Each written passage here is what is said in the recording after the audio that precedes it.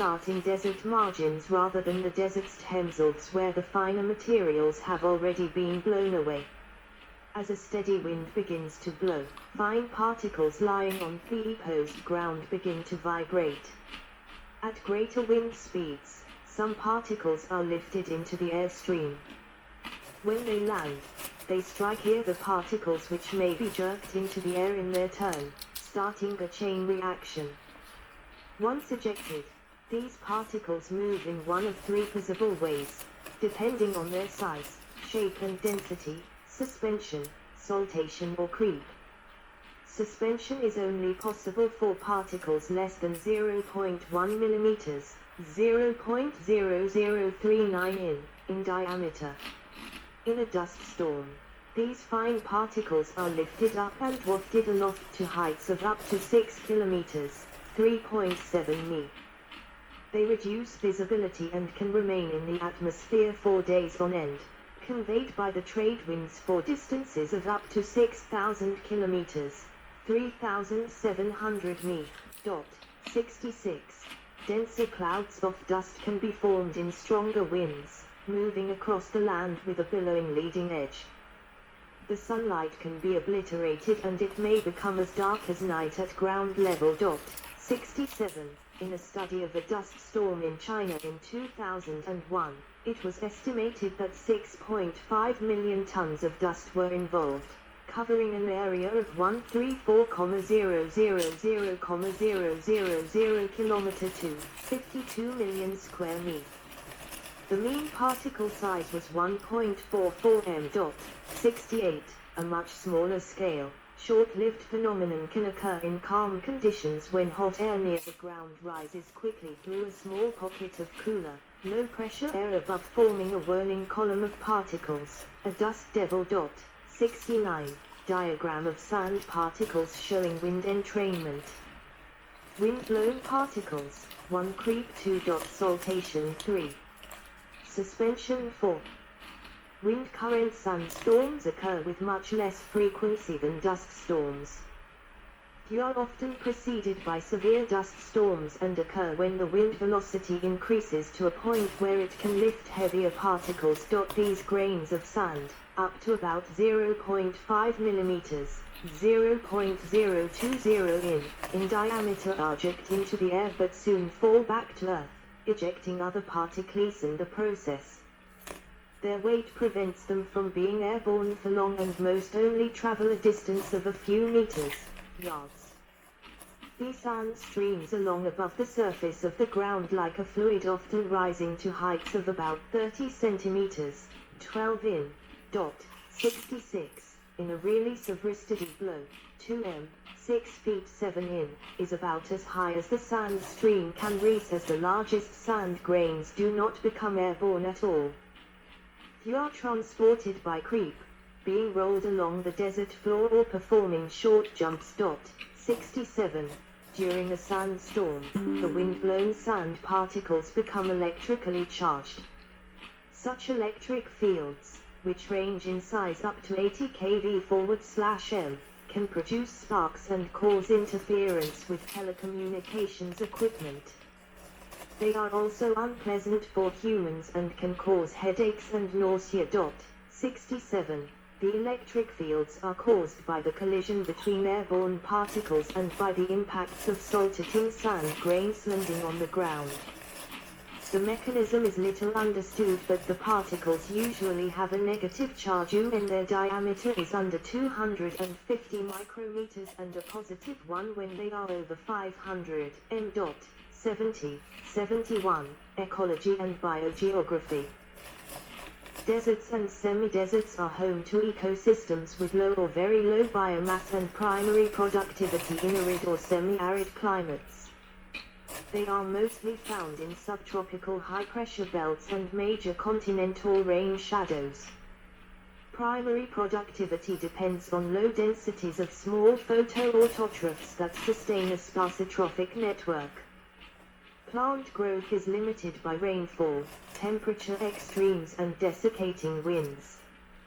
Desert shade strong temporal variability in the availability of resources due to the total amount of annual rainfall and size of individual rainfall events.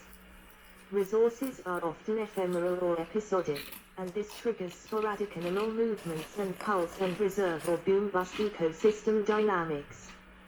Erosion and sedimentation are high due to the sparse vegetation cover and the activities of large mammals and people. Plants and animals in deserts are mostly adapted to extreme and prolonged water deficits, but their reproductive ethnology often responds to short episodes of surplus. Competitive interactions are weak. 72. Flora. Xeriscape of cacti in Baja. Xerophytes. Cardon cacti in the Baja California desert, Catavina region Mexico. Plants face severe challenges in arid environments. Problems they need to solve include how to obtain enough water, how to avoid being eaten, and how to reproduce. Photosynthesis is the key to plant growth. It can only take place during the day as energy from the sun is required, but during the day, many deserts become very hot. Opening stomata to allow in the carbon dioxide necessary for the process causes evapotranspiration, and conservation of water is a top priority for desert vegetation.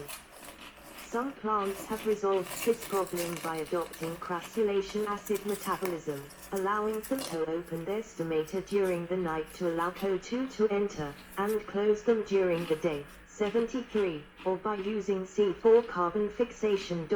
74. Many desert plants have reduced the size of their leaves or abandoned them altogether. Cacti are desert specialists, and in most species, the leaves have been dispensed with and the chlorophyll displaced into the trunks, the cellular structure of which has been modified to allow them to store water.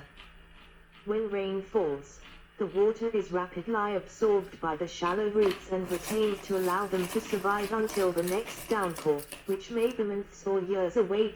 75.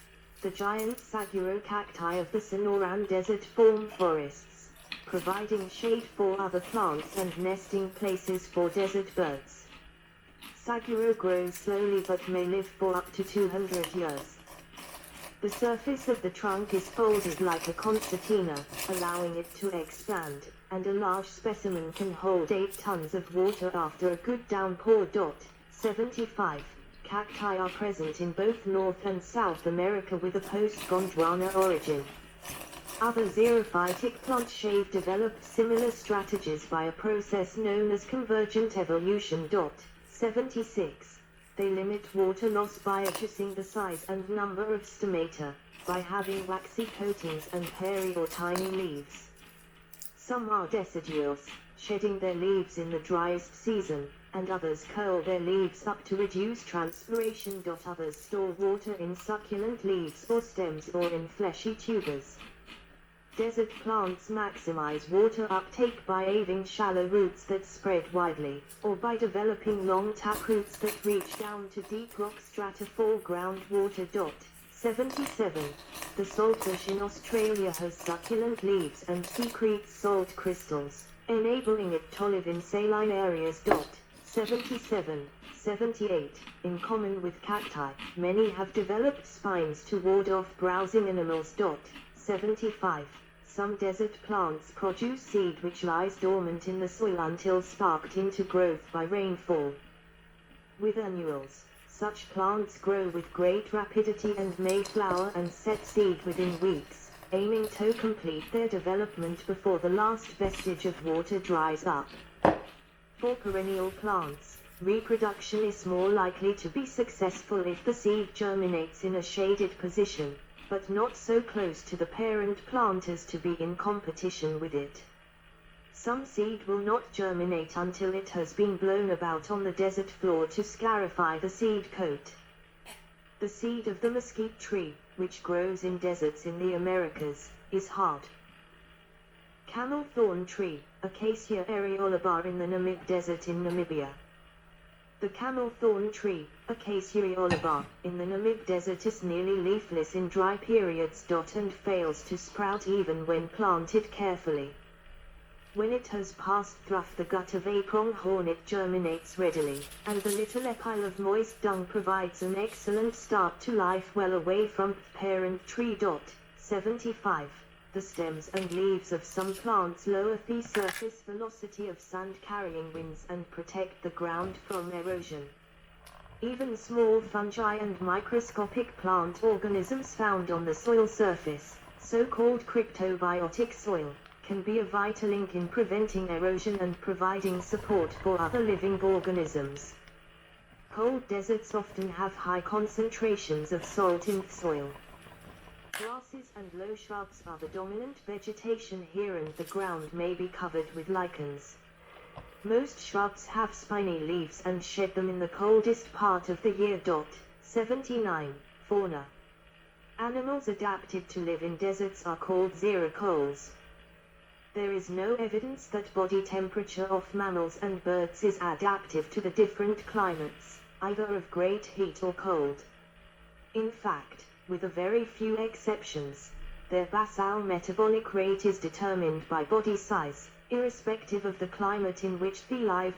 80. Many desert animals and plants show especially clear evolutionary adaptations for water conservation or heat tolerance, and so are often studied in comparative physiology, ecophysiology, and evolutionary physiology. One well-studied example is the specializations of mammalian kidneys shown by desert-inhabiting species. 81. Many examples of convergent evolution have been identified in desert organisms, including between cacti and euphorbia, kangaroo rats and gerbils, phrenosoma and moloch lizards. 82. Cream-colored courser camouflaged for the desert. The cream-colored courser Cursorius cursa is a well-camouflaged desert resident with its dusty coloration, counter-shading, and disruptive head markings. Deserts present a very challenging environment for animals. Not only do they require food and water, but they also need to keep their body temperature at a tolerable level. In many ways, birds are the ablest to do this of the higher animals. They can move to areas of greater food availability as the desert blooms after local rainfall, and can fly to faraway water holes. In hot deserts, gliding birds can remove themselves from the overheated desert floor by using thermals to soar in the cooler air at great heights. In order to conserve energy, other desert birds run rather than fly. The cream-colored courser flits gracefully across the ground on its long legs, stopping periodically to snatch up insects. Like other desert birds, it is well camouflaged by its coloring and can merge into the landscape when stationary. The sun grouse is an expert at this and nests on the open desert floor dozens of kilometers, miles, away from the water hole it needs to visit daily.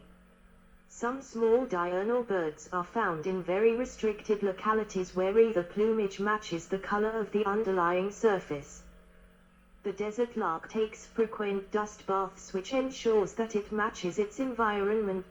83. Water and carbon dioxide are metabolic end products of oxidation of fats, proteins, and carbohydrates.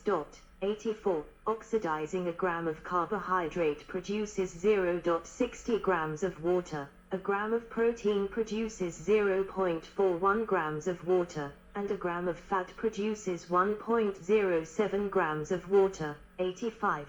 Making it possible for xerocoles to live with little or no access to drinking water. 86. The kangaroo or rat, for example, makes use of this water of metabolism and conserves water both by having a low basal metabolic rate and by remaining underground during the heat of the day. 87. Reducing loss of water through its skin and respiratory system when at rest. 86. 88. Herbivorous mammals obtain moisture from the plants they eat.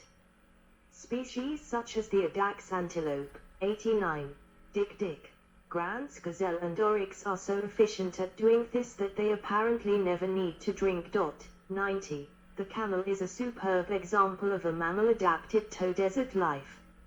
It minimizes its water loss by producing concentrated urine and dry dung, and is able to lose 40% of its body weight through water loss without dying of dehydration.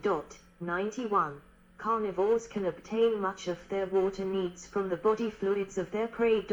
92. Many other hot desert animals are nocturnal, seeking out shade during the day or dwelling underground in burrows at depths of more than 50 cm, 20 in. These remain at between 30 to 32 degrees Celsius, 86 to 90 degrees Fahrenheit, regardless of the external temperature. 92. Gerbils, desert rats, kangaroo rats and other small rodents emerge from their burrows at night